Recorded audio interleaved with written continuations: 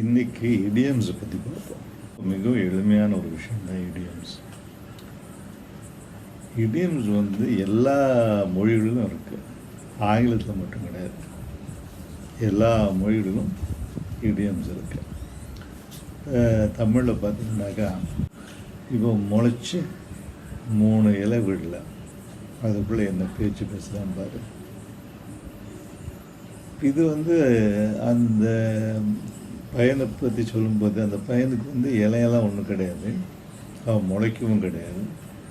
இருந்தாலும் இந்த மாதிரி சொல்லும்போது அது அந்த மொழிக்கு ஒரு அழகை சேர்க்குது. இதே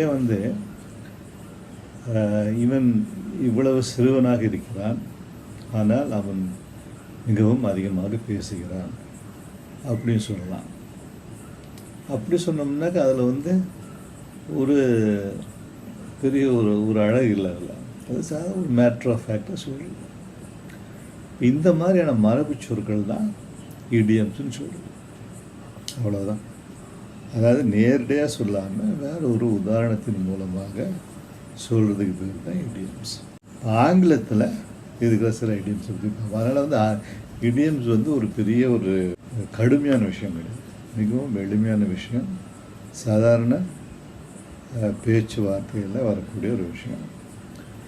சரி, முதல்ல ஒன்று பார்ப்போம். பீட் அரவுண்ட் த புஷ்ன்னு ஒரு இடியம் இருக்குது. பீட் அரவுண்ட் த புஷ்ன்னு என்னது? வளவலான்னு பேசிட்டு இருக்கிறது. வளவலான்னு பேசாத, விஷயத்துக்கு வா. So don't beat around the bush, come to the point. Don't beat around the bush, come to the point.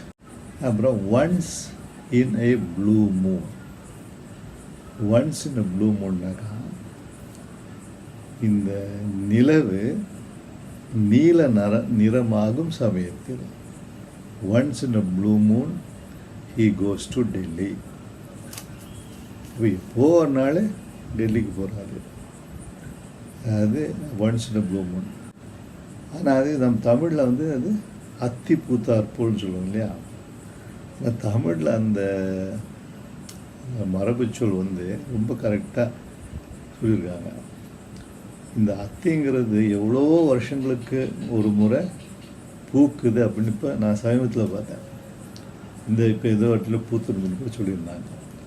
எத்தனையோ 50 வருஷங்களுக்கு ஒரு முறை என்னமோ சொன்னாங்க. அப்போது ஈவன் இந்த மரபு சொற்கள் செய்கிறது கூட நம்முடைய மொழியில் அவ்வளோ அழகாக அதை பண்ணியிருக்காங்க. தமிழுடைய அழகும் அதனுடைய நேர்த்தியும் தெரியணுன்னாக்கா ஆங்கிலம் படிக்கும்போது தான் இன்னும் அதிகமாக நம்ம கருத்து புரியுது. அதே மாதிரி இன்னொன்று இருக்கு. when pigs fly, when pigs fly, he will agree to get married. when pigs fly, he will agree to get married. பன்னிங்கெல்லாம் பறக்கும்போது அவன் கல்யாணம் பண்ணுறதுக்கு ஒத்துக்குவான். அப்போ பன்னிங்க ஒரு நாளும் பறக்க போகிறதில்ல, அவன் கல்யாணம் செஞ்சுக்க ஒத்துக்கவும் போகிறதில்ல. So when pigs fly, he would agree to get married. He was like a fish out of water. He was like a fish out of water. அதாவது அவன் ஒரு தண்ணியிலிருந்து வெளியே எடுத்த ஒரு மீன் மாதிரி இருந்தான். தண்ணியிலேருந்து மீன் எடுத்தாக்கா அதுக்கு எப்படி அதனுடைய இயற்கையான அந்த சூழலிருந்து வெளியே எடுத்துட்ட ஒரு நிலைமை. Fish out of water. ஒருத்தர் ஒரு ஃபுட்பால் பிளேயர். அவர் திடீர்னு ஒரு பரதநாட்டிய அரங்கத்தில் போய் ஆட சொன்னாக்கா மற்றவங்கெல்லாம் பரதநாட்டியம் சேர்ந்து ஆடணுன்னா அவரால் பண்ண முடியுமா? அதுதான் ஃபிஷ் அவுட் ஆஃப் வாட்டர். அவங்களுடைய ஒரு சாதாரண ஒரு சூழலில் இல்லாமல் இருந்து வேறொரு சூழலில் போட்டு அவங்க அங்கே ரொம்ப ஒரு இக்கட்டான நிலைமையில் இருக்கிறதுக்கு பேர் தான் fish out of water. Best of both worlds. 2 உலகத்துலேயும் 2 உலகத்தினுடைய நல்ல பொருட்களும் அவங்களுக்கு கிடைச்சிருக்குன்ற மாதிரி. இப்போ பெஸ்ட் ஆஃப் போத் வேர்ல்ட்ஸ்னால் இப்போ பொருள் இல்லாருக்கு இவ்வுலகு இல்லை, அருள் இல்லாருக்கு அவ்வுலகு இல்லை. அப்போ இந்த பொருளும் அருளும் வச்சுருக்கிறவங்களுக்கு வந்து 2 உலகத்தில் இருக்கிறதா நல்ல விஷயமும் கிடைக்கும். அது வந்து ஒரு நேரடியாக சொல்கிற ஒரு உதாரணம். இப்போ இன்னொரு உதாரணத்துக்கு ஒரு பெண்மணி இருக்காங்க. அவங்களுக்கு வந்து அவங்க குடும்பத்தோடு அதிக நேரம் செலவழிக்கணும், குழந்தைங்களோட அதிக நேரம் செலவழிக்கணும்னு நினைக்கிறாங்க. அதே சமயத்தில் அவங்களுடைய அந்த கெரியர் அவங்களுடைய பர்சனாலிட்டிக்கு தகுந்த மாதிரி ஒரு வேலையை செஞ்சு அவங்களும் இந்த சமுதாயத்துக்கு கான்ட்ரிபியூட் பண்ணணும்னு நினைக்கிறாங்க. அப்போ அவங்க என்ன பண்ணுறாங்கன்னா, அவங்களுக்கு வந்து ஒரு நல்ல ஒரு பார்ட் டைம் வேலை அமையுது.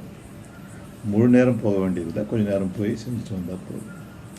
அப்போ அவங்களுக்கு வந்து அந்த 2 காரியங்களும் பூர்த்தி ஆகுது. ஒன்று வந்து அவங்க வந்து அவங்க குடும்பத்தோடு இருக்கலாம், 2 வந்து அவங்களுக்கு விரும்பின அந்த வேலையும் செய்யலாம். அப்போ she has the best of both worlds. இந்த 2 உலகத்தினுடைய காரியங்களும் அவங்களுக்கு கிடைக்குது. The best of both worlds. அப்புறம் பீஸ் ஆஃப் கேக்னால மிகவும் எளிமையாக செய்யக்கூடிய ஒரு காரியம். Winning the marathon was a piece of cake for him. அந்த மேரத்தானில் ஜெயிக்கிறது வந்து அவனுக்கு அவ்வளோ எளிதாக இருந்தது. அல்வா சாப்பிட்ற மாதிரிலாம் சொல்லுவாங்க இல்லையா, ஏற்குறைய அந்த மாதிரி தண்ணி பட்ட பாடு, அதுக்கு இணையான ஒரு இடியம் தான் பீஸ் ஆஃப் கேக். கட் கார்னர்ஸ்னு ஒன்று இருக்குது.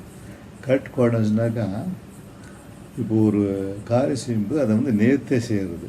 ஒரு இடத்துக்கு போகும்போது நேராக போய் லெஃப்ட் சைடில் போகணுன்னாக்கா நேராக போய் அந்த கடைசி வரைக்கும் போய் அப்புறம் திரும்புகிறோம். அப்படி போகாமல் கொஞ்சம் தூரம் போயிட்டு அப்படியே அந்த கார்னர் வரைக்கும் போகாமல் திரும்பிடுறோம் இல்லையா, ஒரு கேர்வில் திரும்புகிறோம். அதுதான் அந்த கார்னரை கட் பண்ணுறது. அப்படின்னாக்கா அது வந்து செய்ய வேண்டிய முறையில் செய்யலை. He did not cut corners when he built his house. அவருடைய வீட்டை அவர் கட்டின போது அவர் இந்த மாதிரி எதுவுமே அறகுறையாக செய்யலை, எல்லாம் நேர்த்தியாக செஞ்சு முடிச்சார். இதெல்லாம் வந்து சில இடியம்ஸ். இப்போ நான் அந்த இடியம்ஸ்லாம் சொல்கிற டைமில் நீங்களும் ஒரு டைம் கூட இந்த வீடியோ போட்டு பார்த்துட்டு நான் சொன்னதை கொஞ்சம் ரிப்பீட் பண்ணி பாருங்கள். ரிப்பீட் பண்ணால் தான் நமக்கு அதனுடைய அந்த அர்த்தமும் அதனுடைய துணி எல்லாம் எப்படி வருதுன்னு தெரியும். அதில் கொஞ்சம் ரிப்பீட் பண்ணி பாருங்கள். Don't beat around the bush. Come to the point. Don't wait for pigs to fly. Don't wait for a blue moon. It's a piece of cake to like, share and subscribe. So please do it now. நன்றி, வணக்கம்.